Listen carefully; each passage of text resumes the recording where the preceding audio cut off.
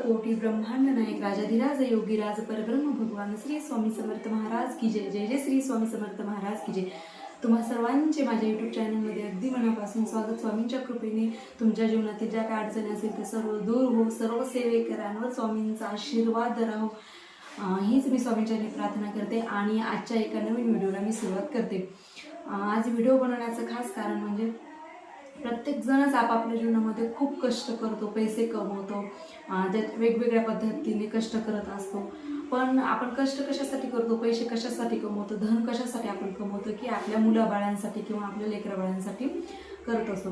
पण असं जर आपल्याला जर एकही आपत्ती नसेल किंवा मूलबाळ नसेल तर ते जे आपण कमवलेले पैसे किंवा जे धन आहे, जे आपण कष्ट करतो, त्या कष्ट करण्याला किंवा काय अर्थ आहे, बरोबर आहे का? आपण कशासाठी सर्वजण करतो विचारण? मुलांचं भावी उज्ज्वल आयुष्यासाठी आपण जे असतात ते पैसे आपण कमवतो. पण जर आपल्याला मूलबाळ जर नसेल, असे बरेच जण आहेत जगामध्ये, म्हणजे खूप आहेत जे सेवेकरी पण आहेत सध्या, खूप म्हणजे असं ताई अशा बरेच आहेत की आमच्या लग्नाला 10-15 वर्ष झाले पण आज आम्हाला एकही मूलबाळ किंवा आम्हाला एकही आपत्ती नाही. खूप सगळ्यात जर आज मोठी जर समस्या जर म्हटली तर मूलबाळ न होणे ही समस्या आहे, बरोबर आहे का? मग ह्या समस्येवर जर एकमेव जर कुठली म्हणजे बऱ्याच सेवा आहेत, बरेच सेवेकरी म्हणतात की आम्ही भरपूर सेवा केल्या, भरपूर म्हणजे दवाखाने केले, पण आम्हाला कुठलाच विलाज आला नाही किंवा काहीच फरक पडला नाही आणि आम्हाला अजून म्हणजे मूलबाळ झालेलं नाही. बरेच जण अशा काही सेवेकरी आहेत की आम्ही खूप सेवा करून थकलो, आता आम्हाला काहीही करण्याची इच्छा नाही. जेव्हा म्हणजे देवा असं म्हणतात की जेव्हा देवाच्या मनात येईल तेव्हा होईल, नाही तर न होईल, असं बरेच जणी म्हणतात. खूप जणांचे प्रश्न आहेत की आम्हाला मूलबाळ नाही. मग आज याच्यावर एक मी प्रभावी म्हणजे सेवा सांगणार आहे मी आज तुम्हाला. कसं आहे, दवाखान्यात तर जायचंच, म्हणजे दवाखान्याबरोबरच अध्यात्माची प्रत्येक गोष्टीला अध्यात्माची ही सवड किंवा असणं तितकंच महत्त्वाचं आहे. तुम्ही हॉस्पिटलमध्ये जाच दाखवाच, पण त्याचबरोबर तुम्ही अध्यात्मही करा. आणि म्हणजे अध्यात्म आणि जे म्हणतो आपण तुम्ही दवाखान्यात जायचं त्यांची सवड मिळून जर बघा तुम्हाला फरक पडतो की नाही. तर केवळ अध्यात्मच धरून चालणार नाही, आम्ही खूप सेवा करायलो पण आम्हाला फळ भेटणार चालेल, केवळ दवाखाना करून न जमणार नाही. आम्ही खूप हॉस्पिटलमध्ये इथं नाही तिथं वेगवेगळे दाखवले पण आम्हाला काही फरक पडला नाही आणि अजून आम्हाला काही एकही म्हणजे मूलबाळ राहिलं नाही किंवा गर्भधारणा झाली नाही, असं बऱ्याच ताईंचं म्हणणं आहे. मग तुम्ही अध्यात्मही करा आणि तुम्ही तुमचं हॉस्पिटलमध्ये जे तुमचे रेग्युलर चेकअप किंवा जे काय असेल तेही दाखवा. तुम्ही बघा तुम्हाला फरक पडतो की नाही. हा मी जी सेवा सांगत आहे तुम्हाला ती माझा वैयक्तिक अनुभव आहे. तुम्ही नक्कीच करून बघा. मग बऱ्याच ताईंचं असं म्हणणं आहे की ताई आम्ही खूप सेवा केली, आता आम्हाला काहीही करायचं नाही, खूप म्हणजे मन त्यांचं एकदम अस्वस्थ झालं. आणि आहेत बऱ्याच जणी आहेत की खूप त्यांनी केलं, दवाखानाही त्यांनी केले, वेगवेगळ्या देवांच्या भरपूर सेवा केल्या, उपासना केल्या, आराधना केल्या, पण त्यांना फळ भेटत नाही. पण जे मी सांगत आहे अगदी सोपी, तुम्हाला एक 15-20 मिनिटं लागतील रोज सेवा करायला. बघा तुम्ही, अत्यंत प्रभावी सेवा आहे आणि बऱ्याच जणांना, खूप जणांना ह्या सेवेचा जे आहे ते लाभ झालेला आहे. बऱ्याच जणांना गर्भधारणा झालेली पण आहे, असं गुरुमौलींचं पण आहे आणि स्वामी समर्थ महाराज तर आहेतच मग तुमच्या पाठीशी. तुम्ही करा ही सेवा. मग कुठलीही जर सेवा जर करायचं जर म्हणलं त्यामध्ये खंड पडू द्यायचा नाही. नित्य नियमानं तुम्ही करून बघा. तुम्ही अध्यात्मही करा आणि दवाखानाही त्याबरोबर करा. बघा तुम्हाला नक्की स्वामी समर्थ महाराज तुमच्या पदरात नक्कीच मूलबाळ देतील. तुमची म्हणजे जी म्हणतो आपण जुळी ती नक्कीच भरवतील स्वामी समर्थ महाराज. ही एवढी माझी 100% म्हणजे तुम्हाला हे आहे की नक्कीच तुम्हाला फरक पडेल.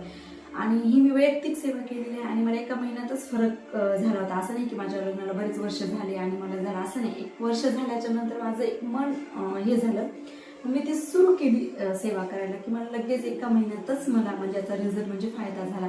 तीच आज मी तुमच्यासोबत शेअर करणार आहे.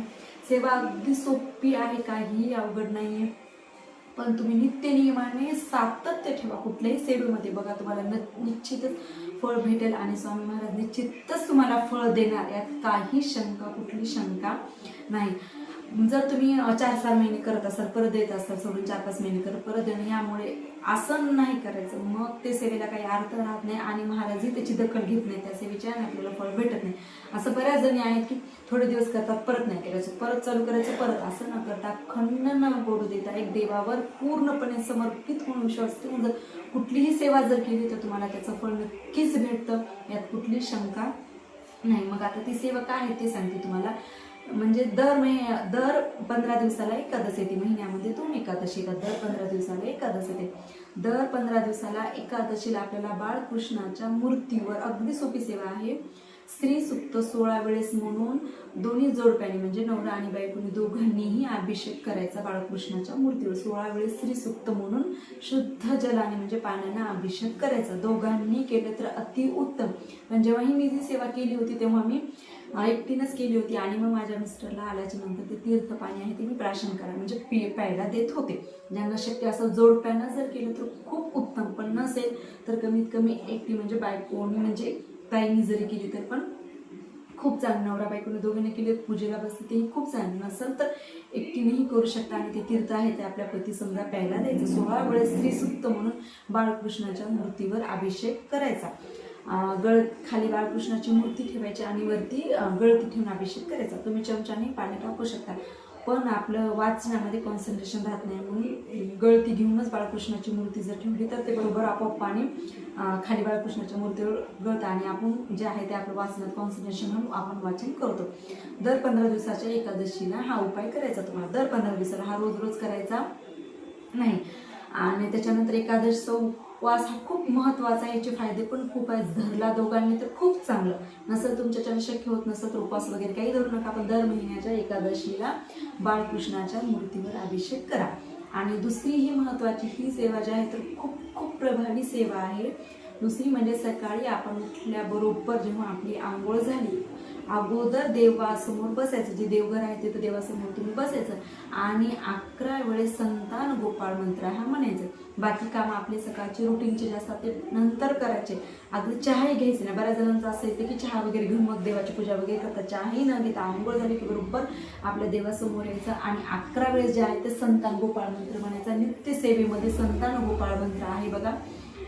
देवकी सुतम गोविंद वासुदेव जगतपते देही मे तनयम कृष्णत्वामहं शरणागतः हा संतान गोपाळ मंत्र आहे. देवकी सुतम गोविंद वासुदेव जगतपते देही मे तनयम कृष्णत्वामहं शरणागतः हा संतान गोपाळ मंत्र आहे. आपल्या नित्यसेवेमध्ये फक्त 11 वेळेस तुम्हाला देवासमोर बसून रोज सकाळी उठल्याबरोबर आंघोळ झाला हा संतान गोपाळ मंत्र म्हणायचा. त्यानंतर 3 वेळेस तारक मंत्र म्हणायचा आणि स्वामींची प्रार्थना जी आहे गुरुर्ब्रह्मा ती प्रार्थना घ्यायची. त्याच्यानंतर मग सूर्याला अर्घ्य द्यायचं किंवा अगोदर तुम्ही सूर्याला वरी अर्घ्य देऊन परत मग खाली येऊन देवघरासमोर बसून संतान गोपाळ मंत्र 11 वेळेस म्हणून तारक मंत्र 3 वेळेस म्हणायचं. ही जी सेवा आहे ती रोज नित्य नियमानं करायची. फक्त जे मासाचे 4 दिवस आपले ते वगळता. आलं लक्षामध्ये. दर 15 दिवसाच्या एकादशीला बाळकृष्णाच्या मूर्तीवर 16 वेळेस श्रीसूक्त म्हणून अभिषेक करायचं. फलश्रुती पण घ्यायची. ते तीर्थ दोघांनी प्राशन करायचं आणि रोज सकाळी 11 वेळेस काय 108 वेळेस घ्यायचा नाही, त्याने 11 वेळेस संतान गोपाळ मंत्र घ्यायचा, 3 वेळेस तारक मंत्र घ्यायचा आणि वरी सूर्याला अर्घ्य द्यायचं. बघा ही जर सेवा तुम्ही जर केली तर नक्कीच तुम्हाला गर्भधारणा होईल, मूल बाळ होईल. अत्यंत ही प्रभावी सेवा आहे. तुम्ही करून बघा अशी माझी कळकळीची सर्वांना विनंती आहे. त्याचबरोबर सेवा करत करत अगोदरच सांगितलं मी अध्यात्म करत असल्या वेळेस तुम्ही हॉस्पिटलमध्ये जे काही तुमचं रेग्युलर चेकअप आहे तेही करा, पण त्याला सवड जी सांगड म्हणतात ती अध्यात्माची जर लावली तर नक्कीच तुम्हाला फायदा होईल आणि स्वामी महाराज जे आहे ते तुमच्या पदामध्ये फळ देईल. ही जी सेवा आहे ती मग मी वैयक्तिक केलेली आहे. मला एका महिन्यामध्येच रिझल्ट आला. माझं काही असं काय लग्न जास्त दिवस झाले नव्हते, पण माझं मन केलं 1 वर्ष झाल्याच्या नंतर. मी सेवा ही एका ताईकडनं ऐकली होती. मग ती लगेच मी सुरुवात केली की मला एका महिन्यामध्येच मला रिझल्ट आला. असाच माझ्यासारखाच महिना 2 महिन्यात लगेच सर्व जे काही ताईंना कोणाला की अजून मूल बाळ नाही त्यांना खूप प्रतीक्षा आहे, त्यांना होत असेल तर त्यांना यावं आणि ही करून बघा सेवा. अगदी सकाळी तर 15 मिनिटं लागतात फक्त एवढं वाचायला, 15 नाही 10 मिनिटं. आणि दर महिन्याच्या एकादशीला बाळकृष्णाच्या मूर्तीवर अभिषेक करून ते तीर्थ आहे ते दोघांनी घ्यावे. सर्व ताई माता भगिनींना आहे की कळकळून विनंती आहे की तुम्ही ही सेवा करा. बघा स्वामी समर्थ महाराज तुमच्या पदरात फळ देताल की नाही तर बघा तुम्ही मनाभावातून करा. शेवटी कसं असतं माहिती का, आपण जे तनमनानं करतो ना तेच महाराजांपर्यंत पोहोचतं आणि तेच त्याचंच फळ जे आहे ते महाराज आपल्याला देतात. मग कुठली पण सेवा महाराज स्वामी समर्थ महाराजांच्या सानिध्यात एकच आहे की महाराज म्हणतात की खंड पडू द्यायचं नाही सेवेला. त्याचबरोबर तुमची नित्य सेवा ही तुमची चालू राहू द्या, पंचमहायज्ञ नाही त्याचबरोबर चालू राहू द्या आणि ही सेवा करा. बघा तुम्हाला नक्कीच फळ हे भेटेलच. असेच मी आणि आज एवढीच विनंती करते या व्हिडिओ दरम्यान की ज्यांना कुणाला अजून एकही मूल बाळ नाही आपत्ती नाही त्यांना स्वामी महाराजांनी सगळ्यांना फळं द्यावं, लवकरात लवकर त्यांना व्हावं आणि ही सेवा सगळ्यांनी नीट करा. एवढीच मी तुम्हाला कळकळीची विनंती करते. झालेली सेवा ही स्वामी समर्थ महाराजांच्या चरणी रुजू करते. चला मग पुढे भेटूयात अशाच नवीन एका व्हिडिओ बरोबर. श्री स्वामी समर्थ.